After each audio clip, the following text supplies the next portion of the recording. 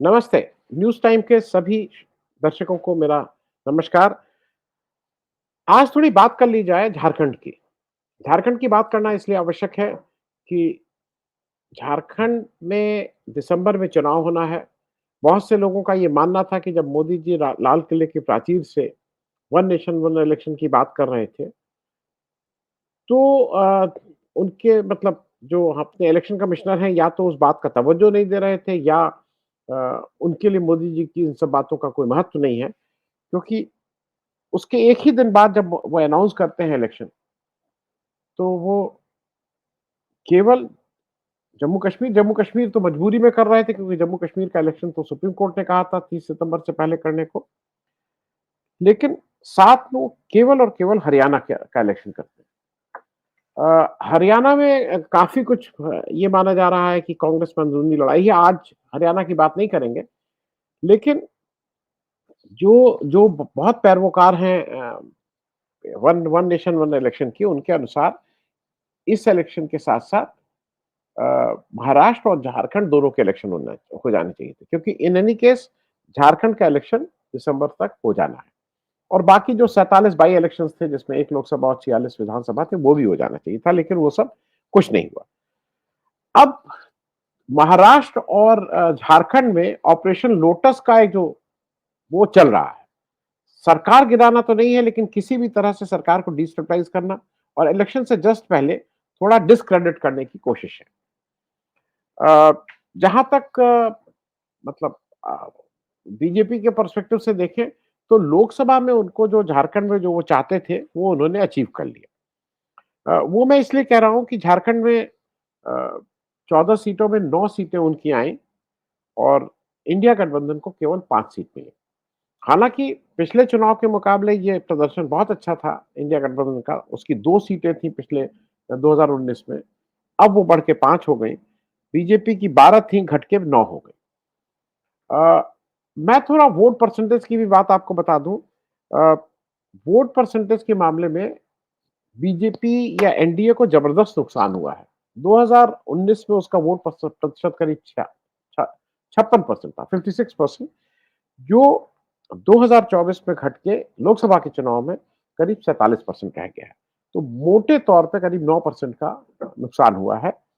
और जहाँ पे इंडिया गठबंधन, उस समय यूपीए गठबंधन था 2019 में, अ, यही सब प्लेयर थे और उस समय 35% वोट मिले थे। अब करीब 39% वोट मिले हैं, 4% का इजाफा हुआ है।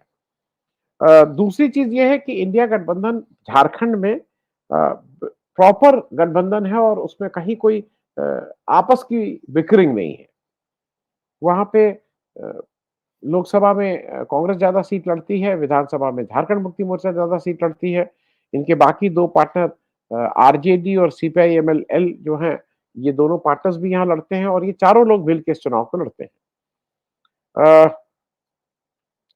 ये जो झारखंड है, इसका इनडायरेक्टली ये हिमंता बिस्व शर्मा जी इसको हैंडल करते हैं। अगर आपको याद हो तो कैसे कुछ विधानसभा सदस्य पकड़े गए थे, कलकत्ता में बहुत ज़्यादा पैसा उनकी गाड़ी में मिला था, कहाँ से आ रहे हो? गुवाहाटी से आ रहे हैं, वो सब नहीं, लेकिन इमीडिएट ये चंपई सोरेन के साथ क्या ऐसी ज़रूरत आ पड़ी कि चंपई सोरेन को अ, किसी भी तरह से तोड़ना ज़रूरी था।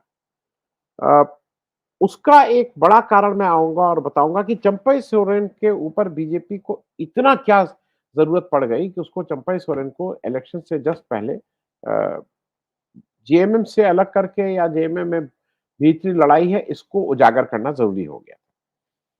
अ, ये बात मैं इसलिए कह रहा हूँ कि अ, अगर मैं आपको एक बैकग्राउंड बता दूँ कि 2024 इलेक्शन में कहाँ से बीजेपी को तकलीफ शुरू हुई और कहाँ से बीजेपी का कंसर्न है।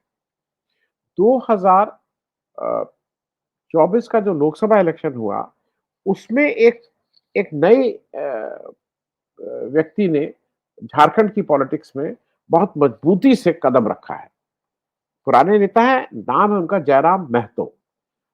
महतो मूल रूप से झारखंड में कुर्मी जाति होती है। कुर्मी जात ट्रेडिशनली बीजेपी के साथ रही है, इसमें कहीं कोई दो राय नहीं है। और झारखंड मुक्ति मोर्चा मोर्चा और all Jharkhand student union, AJSU जिसको बोलते हैं, उसके बाद जयराम महतो जी ने अपना झारखंडी भाषा संघर्ष समिति, जेबीकेएसएस बना के वो आदिवासियों की ही पॉलिटिक्स में अपने को जमा रहे हैं। ये बात मैं सिर्फ इसलिए कह रहा हूँ कि अ, वहाँ की आदिवासी पॉलिटिक्स के कई बड़े नाम हैं। भाई बीजेपी की अगर बात कर लें तो बाबूलाल मरांडी, अ, अर्जुन मुंडा, ये सब लोग हैं। और झारखंड मुक्ति मोर्चा में पहले शिबू सोरेन, अब उनके लड़के हेमंत सोरेन, इसका एक बड़ा नाम है। हुआ ये कि जयराम महतो की जो पार्टी थी, वो एज इंडिपेंडेंट, उनको कोई रिकॉग्निशन तो मिला नहीं था अभी। उन्होंने इस लोकसभा इलेक्शन में 8 जगह इलेक्शन लड़ा। 14 सीटें हैं, उसमें से 8 जगह इलेक्शन लड़ा। उन्होंने गिरिडीह, धनबाद, हजारीबाग, रांची, कोडरमा, चतरा, सिंहभूम और दुमका में इलेक्शन लड़ा। और उसमें से जयराम महतो खुद गिरिडीह से इलेक्शन लड़े और खूब अच्छा इलेक्शन लड़े। उनको करीब मोटे तौर पे 3,47,000 वोट उनको मिले। तो 3,47,000 वोट, वो थर्ड रहे। वहां पे जीते एजेएसयू के कैंडिडेट, सेकंड पे झारखंड मुक्ति मोर्चा के रहे और ये थर्ड पे रहे। लेकिन इनके और झारखंड मुक्ति मोर्चा के बीच में 20,000 वोट का फर्क था। मतलब 3,47,000 वोट, आप समझ सकते हैं कि बहुत अच्छी लड़ाई की इन्होंने। और केवल यही नहीं, सारे असेंबली सेगमेंट्स में इनको वहां पे जो नीचे लोकसभा के नीचे जो असेंबली सेगमेंट्स होते हैं, वहां सब में वोट मिला। हजारीबाग में भी इस पार्टी के कैंडिडेट को करीब 1,57,000 वोट मिला। रांची में 1,32,000 वोट मिला। धनबाद में 79,000 वोट मिला। कहना सिर्फ ये चाह रहे हैं कि इनको इन 8 विधानसभाओं में, 4-5 विधानसभाओं में अच्छी फाइट दी और अपना दमखम दिखा दिया कि ये भी एक फैक्टर अगले इलेक्शन में होंगे। अ, ये भी तय था कि ये सारी तैयारी विधानसभा इलेक्शन के लिए हो रही थी। विधानसभा इलेक्शन में जैसा माना जा रहा है कि अ, जयराम महतो एक बहुत बड़े फैक्टर के रूप में अपने को एस्टैब्लिश करेंगे।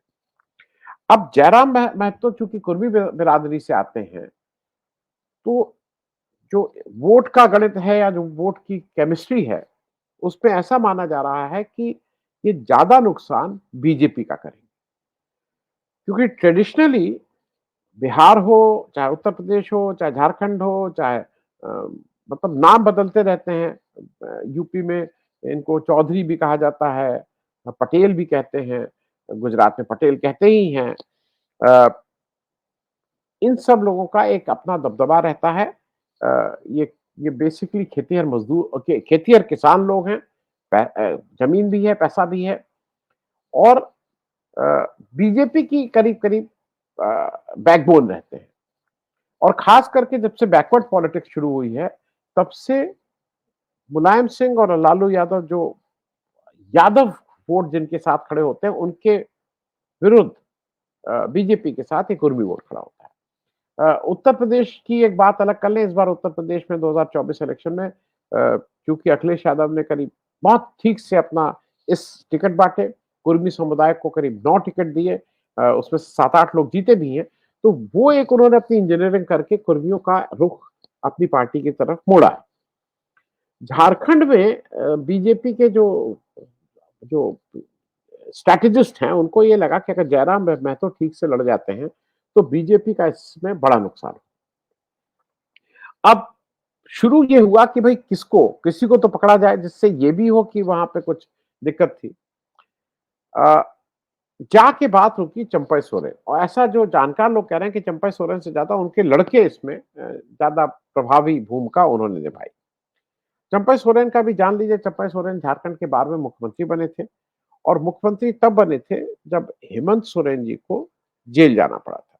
हेमंत सोरेन जी 2 फरवरी तक झारखंड के मुख्यमंत्री थे। उन्होंने इस्तीफा दिया और उसी दिन शाम को चंपई सोरेन जी ने झारखंड के 12वें मुख्यमंत्री के रूप में शपथ ली थी। उस समय अगर हेमंत सोरेन चाहते तो अपने घर के किसी को कर सकते थे। उनके छोटे भाई भी थे, उनकी पत्नी भी थी, उनकी भाभी, बहुत से लोग थे। हालांकि उनके घर के कुछ लोग तो बीजेपी चले गए भी। लेकिन उन्होंने इनको नहीं करके चंपई सोरेन, जो एक पुराने कार्यकर्ता थे, उनको तरजीह दी और टाइगर ऑफ कोल्हान और ये सब करके उनको दिया गया। चंपई सोरेन ने 2 फरवरी को चीफ मिनिस्टर बने। इस बीच 28 जून को हेमंत सोरेन एक लंबी जेल यात्रा के बाद उनकी बेल हो गई, 28 जून को वो छूट के आ गए। इस बीच लोकसभा का इलेक्शन हो चुका था और जैसा परिणाम मिलना चाहिए था वैसा परिणाम नहीं मिला। दूसरा ये है कि जो विधानसभा की नीचे की सीटें थी उसमें भी झारखंड मुक्ति मोर्चा पिछड़ती हुई दिखाई दे रही। तो 2 चीज़ें थी, एक तो ये था कि अगर मान लीजिए इस लोकसभा में बहुत अच्छा परिणाम ले आए होते, तो भी शायद चंपा सोरेन को हटाना कुछ लोग कहते हैं कि भई ठीक नहीं है, लेकिन ये तय था कि चंपा सोरेन जी ने में जो अ, परफॉर्मेंस हुआ था झारखंड मुक्ति मोर्चा और इंडिया गठबंधन का, उसमें हटना करीब-करीब तय था। तो चंपा सोरेन जी जब हटे हैं 4 जुलाई को, वो हटे और 4 जुलाई को हेमंत सोरेन फिर से शपथ ले लिए, तो वो उस समय कुछ नहीं बोले। पिछले रविवार मतलब 11 तारीख को वो अ, ट्वीट करके उन्होंने अपना दुःख बताया। वो पहले कलकत्ता गए, फिर दिल्ली आए, फिर दिल्ली में आके उन्होंने यहाँ रहे। उनके साथ ये कहा गया कि 4-5 और उनके साथी एमएलएज़ भी हैं और इंडिया गठबंधन में एक बड़ी टूट होने वाली है, ये सब का कयास लगाए जा रहे हैं। दिल्ली में आके वो पड़े रहे, लेकिन ऐसा कहा जा रहा है कि उनको बीजेपी का जो शीर्ष नेतृत्व है, उसने मिलने से मना भी किया, क्योंकि उनको 2 डर थे। उनको 2 डर ये हैं कि एक तो अगर ये चंपा सोरेन को अपने पार्टी में ले लेते हैं, तो वो ज़्यादा नुकसानदेह होंगे। उसका कारण ये है कि एक तो पार्टी के जो एस्टेब्लिश्ड लोग हैं, उनको दिक्कत होगी। पार्टी में ऑलरेडी 2 बड़े बाबूलाल मरांडी और अर्जुन मुंडा जी हैं ही। ऐसे में इनको अपने यहाँ लेने का कोई औचित्य नहीं था। दूसरा ये भी था कि अगर ये पार्टी में ना आए, लेकिन पार्टी से बाहर कुछ ऐसा करें जैसे जयराम महतो अगर की वजह से अगर बीजेपी के वोट कट रहे हैं, तो अगर इनको प्रॉप अप कर दिया जाए, तो फिर ये भी कुछ वोट काट सकते हैं। क्योंकि ये जब आए थे तो पहले अब ये अपने स्टेटमेंट लगातार बदलते रहे। शुरू में चंपाई जी ने कहा था कि मेरे पास 3 ऑप्शन है, मैं रिटायरमेंट ले लूँ, मैं ऐसे रहूँ या मैं किसी नए दोस्त की तलाश कर लूँ। कुछ इस तरह की बातें करते थे। अब वो जाके कह रहे हैं कि नहीं, रिटायरमेंट वाला प्लान तो अब कैंसल, क्योंकि मैंने लोगों से बातचीत कर ली, अब तो मैं रिटायरमेंट नहीं लूँगा। अब मैं देखूँगा कि मैं आगे क्या करूँ। मैं नई पार्टी भी बना सकता हूँ, किसी दोस्त के साथ जा भी सकता हूँ। वो कंट्राडिक्टरी स्टेटमेंट दे रहे हैं, वो बार कभी कह रहे हैं कि नहीं, नहीं मैंने जिस पार्टी को बनाया उसका नुकसान कैसे करूँगा। लेकिन एक फैक्ट ये भी है कि वो उनके साथ के जितने एमएलएज़ थे वो वापस ठीक से जे जेएमएम में चले गए, वहाँ जाके उन्होंने बात भी कर ली और वहाँ पे अब जो हमारे चंपा सोरेन साहब हैं, वो तन्हा अकेले हैं। अ, अकेले होके वो थोड़ा झारखंड को परेशान कर सकते हैं, क्योंकि एक व्यक्ति जो इतने लंबे समय से इस आंदोलन का हिस्सा रहा है, इसमें कहीं कोई दो राय नहीं है कि वो अगर बाहर जाता है और अगर वो कुछ झारखंड मुक्ति मोर्चा के बारे में कुछ बोलेगा, तो उसको लोग सीरियसली तो लेंगे ही लेंगे। वोट में कितना नुकसान होगा, ये देखने वाली बात है। एक और विचित्र बात ये है चंपा सोरेन जी की, वो अगर कह रहे हैं कि मेरा अपमान हुआ, मुझे हटाया गया और मुझसे ऐसे कहा गया और मेरे कार्यक्रम चेंज कर दिए गए, तो आपको अगर इतना बुरा लग रहा है चंपा सोरेन जी और आप दिल्ली, बम्बई सब घूम भी आ रहे हैं, धमकी भी दे आ रहे हैं, कोशिश भी कर रहे हैं कि आपको कहीं एंट्री मिल जाए। मंत्री पद लेकिन आप छोड़ नहीं रहे हैं। आप मंत्री अभी भी बने हुए हैं। तो मंत्री पद भी रहना चाहिए, बीजेपी में कुछ बातचीत भी हो जानी चाहिए। कुछ अब कुछ लोग कह रहे हैं, कोई झारखंड में अपनी बार्गेनिंग की बात कर रहे हैं। लेकिन मुझे ऐसा लगता है कि अगर चंपा सोरेन जितना आहत हुए हैं, जैसा उनका कहना है, तो उससे 100 गुना ज़्यादा आहत हेमंत सोरेन जी हुए हों। इसमें कहीं कोई दो राय नहीं है कि हेमंत सोरेन भी इसमें ज़्यादा आहत हुए। अब जैसा जैसा माना जा रहा है कि चंपा सोरेन जी को ये बीजेपी को सूट करता है कि वो एक आइडेंटिटी होके अपना अलग इलेक्शन लड़ें। 81 सीट हैं, हर सीट पे कैंडिडेट उतारें और जेएमएम को डिस्टर्ब करें।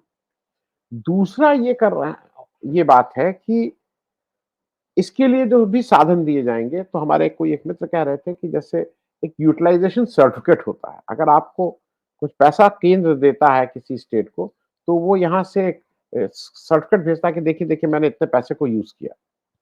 तो अगर जो भी साधन दिए जा रहे हैं चंपई सोरेन जी को, तो उनको भी कुछ यूटिलाइज़ेशन सर्टिफिकेट टाइप चीज़ दिखानी है। उनको भी बताना है देखिए मैंने इतना लड़ा और आपके लिए इतना किया और देखिए मेरे लोग इतने वोट पाए।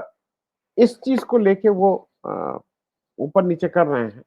लेकिन एक चीज़ बहुत मैं इसके साथ एक चीज़ और कहूँगा कि झारखंड में जो भी प्लान बना रहे थे, आजकल बीजेपी के हर अच्छे प्लान पे पानी डालने का काम और उसको उसका सत्यानाश करने का काम मोदी जी कर रहे हैं। तो या तो मतलब खार खा गए हैं बीजेपी से या जो भी बात हो। अब वो किसी तरह से झारखंड में आदिवासी कर रहे थे, राष्ट्रपति आदिवासी बना दिया, ये सब समझा रहे थे।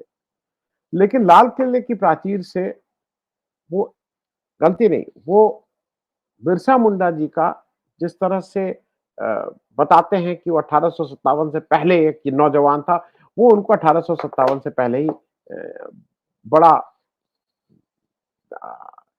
आइकॉन के रूप में पेश करते हैं, जबकि उनका जन्म ही 1875 में हुआ। दूसरी बात ये है कि वो लिखित भाषण पढ़ते हैं, मोदी जी कोई एक्सटेम्पोर तो बोलते नहीं कि गलती हो जाए। तीसरी बात, अगर ये टाइपिंग मिस्टेक थी, अगर मोदी जी से गलती हुई भी, हालाँकि मोदी जी को इतनी हिस्ट्री तो पढ़ लेनी चाहिए कि कौन पहले था, कौन बाद में था, कम खास करके उस स्टेट की बात नहीं, लेकिन फिर भी अगर गलती, तो क्या मोदी जी ने माफ़ी माँगी? क्या मोदी जी ने एक बार भी कहा कि भाई मुझसे गलती हो गई, मेरा मतलब ये था, मैं बस सब तो ये सब लोग एक ही उसी थैली के चट्टे-बट्टे हैं। अमित शाह भी जाके कलकत्ता में अगर आपको याद हो वेस्ट बंगाल का इलेक्शन था, बिरसा मुंडा की जगह किसी और को माला चढ़ाया। फिर बाद में जब हल्ला मचा तो ये जाके उस जो एक झारखंड का एक शिकारी था जिसकी मूर्ति लगी हुई थी, उसके पैर के पास ही फ़ोटो रख के उसी में कुछ कर दिए। तो इन सब लोगों को ज़रा भी एक बार भी ये नहीं कि दूसरे के भी का के लिए वो प्राइड होता है। अ, मोदी जी और अमित शाह के लिए नहीं हो सकते, लेकिन झारखंड का एक कोई भी व्यक्ति हो, इर्रिस्पेक्टिव चाहे वो आदिवासी है या नहीं है, उसके लिए और एक एवरेज भारतीय के लिए Birsa Munda is a matter of pride उसके गर्व के बात है। और उनके बारे में अगर कोई इस तरह की अनाप-शनाप बातें बोलता है, गै मतलब ना सिर ना पैर कि कब पैदा हुए, कब नहीं हुए, अगर इतना है, तो वो अगर माफ़ी भी नहीं माँगता है, तो वो कम से कम उसके साथ जाति कर रहा है। अंत में ब मैं सिर्फ इतना ही कहूँगा कि चंपई सोरेन जी का इफ़ेक्ट शायद उतना नहीं हो पाया है और उन्होंने अंत में जो बताया है अब वो उन्होंने सब जगह आ गया है। उन्होंने इससे पूछा गया दिल्ली क्यों गए? तो अब उन्होंने ये बताया कि दिल्ली वो अपना चश्मा ठीक करवाने गए थे, उनका चश्मा टूट गया था, तो वो दिल्ली गए थे। कुछ लोगों का कहना है कि इससे 2 चीज़ें होती हैं, या तो इससे ये कम्युनिकेट होता है कि झारखंड इतना गया-गुज़रा राज्य है कि वहाँ पे चश्मा ठीक कराने वाले भी नहीं हैं, भी ठीक नहीं हो सकता है टूटा चश्मा। दूसरा ये भी है कि झारखंड के नेता इतने पैसे वाले हैं कि अपना चश्मा भी ठीक कराने दिल्ली जाते हैं। अब आप इसको जैसे इंटरप्रेट कर लीजिए। उम्मीद है कि चंपै जी का चश्मा जब ठीक हुआ होगा, उस चश्मे का नंबर भी उन्होंने ठीक करवा लिया होगा, क्योंकि शायद उनको इस समय जो पॉलिटिक्स के जिस जगह वो खड़े हैं, वो करीब-करीब 78 साल 68 साल उनकी उम्र हो रही है। इस समय चश्मे का नंबर ज़रूरी हो, जिसमें कौन दोस्त है, कौन दुश्मन है, ये अगर आपकी समझ में आ जाएगा, तो झारखंड का और देश का तभी कल्याण होगा। Thank you so much. बहुत-बहुत धन्यवाद।